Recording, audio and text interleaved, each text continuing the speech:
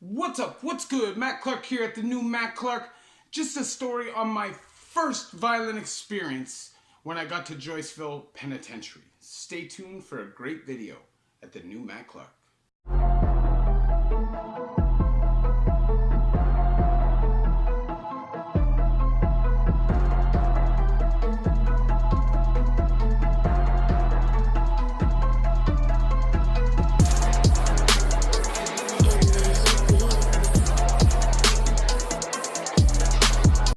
So what's up? What's good? Matt Clark here at the new Matt Clark. How are each and every one of you doing on this amazing Saturday? I'm doing great. My girl's great. My family's great. And I hope each and every one of you are great. If you need some support, you need somebody to talk to, you got some questions, you can hit me up on Instagram, the new Matt Clark, all small letters, all one word. If you could please hit that like button. If you could please hit that subscribe and that bell notification button so you get these videos when they're new. If you could share with somebody on social media, that's a big help. It helps spread the message. The movement is real. The movement is growing. And there's a PayPal option if you would like to donate, help, and support the channel. So, this Saturday, I'm feeling a little bit better. As you know, I've had all kinds of bacterial infections as a result of my root canal. I'm on my third leg of antibiotics, which is done tomorrow. That's Cipro. I did clindamycin and amoxicillin, and I'm on an antibacterial liquid that I have to drink. It's crazy. It's been beating me up. My appetite has been killed. It's been slowing me down. It's been making work difficult, but doesn't matter. We're optimistic and we're going to prevail through that. So today I want to speak to you about the first violent experience in Joyceville. At least I'm pretty sure it's my first violent experience. And I remember because at this time, the Lifer rooms were open. So this is probably 2007, early 2007. And I'm hanging out in there because my brother at the time was doing time there as well. And the Lifer room really only went in there if you knew the Lifers. You're not going to be hanging out in there for any other reason. But I was in there that night.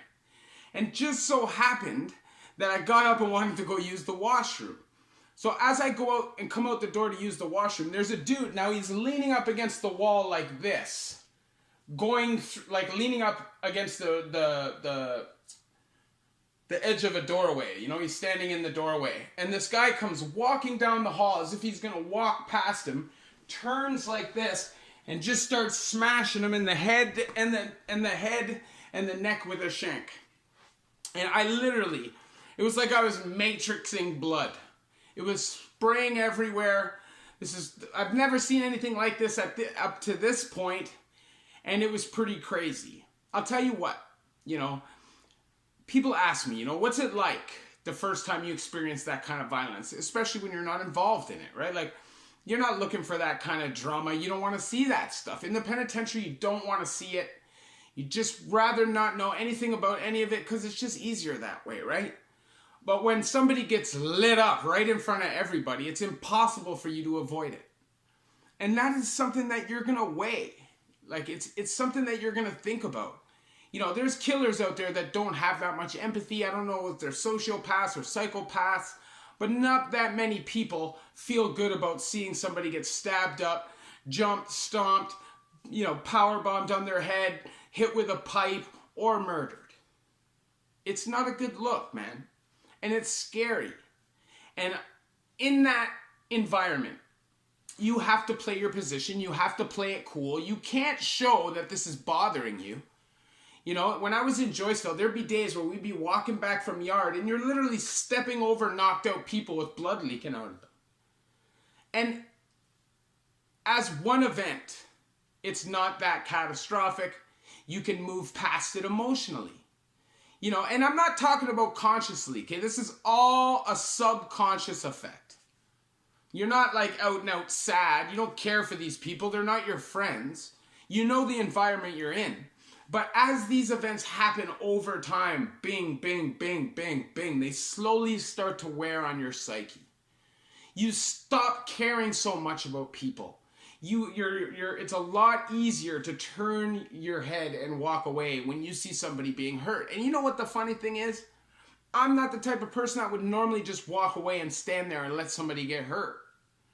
If I was walking down the street and I saw somebody getting jumped by multiple people, in my heart, I would want to get involved.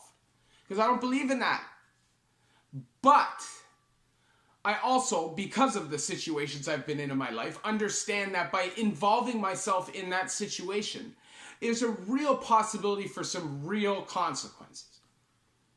Now, when you go down to the penitentiary, you're going to see this kind of violence. You're just going to see it. It happens, okay? Whether it's somebody you know, or just somebody that you've seen around, or somebody that you've never met at all in your life, you will feel bad about it. You will see people get hurt. And I'm telling you, man, even if it's somebody that you've just become acquainted with, if it's somebody that's a friend of yours, you have to weigh out your options before you decide to get involved.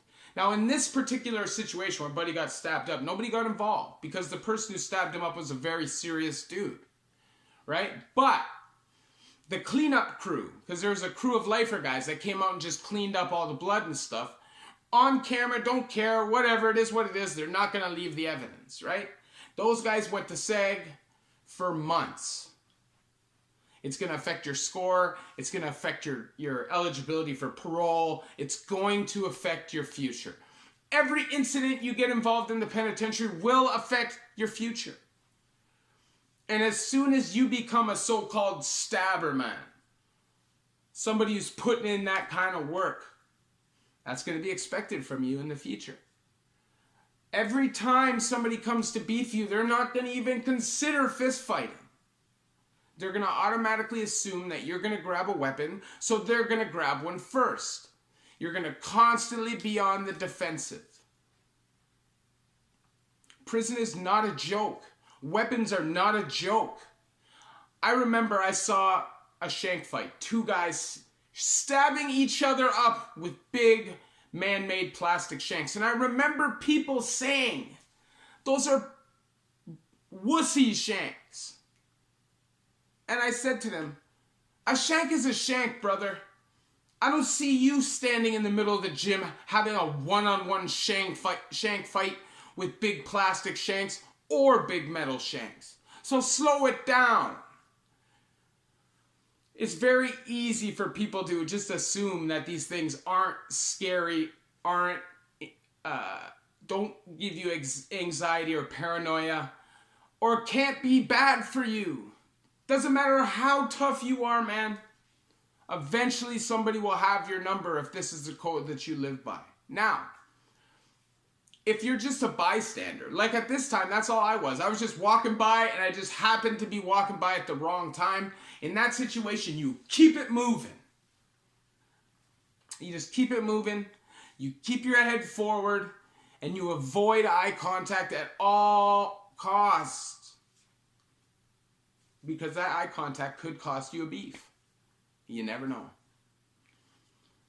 Over the years, if you're in prison, which obviously will be longer than 2 years, because in Canada, 2 years plus is a federal sentence, you go to the penitentiary. If you're there for that long, unless you're in a camp, you are going to see violence. So prepare yourself for that. It's not fun, and it does affect you. And anybody who says differently is lying. They have ego or pride issues, and they don't want people to know that they have emotions and that they can be vulnerable as well. Vulnerability is a strength, not a weakness. And a lot of people don't understand that.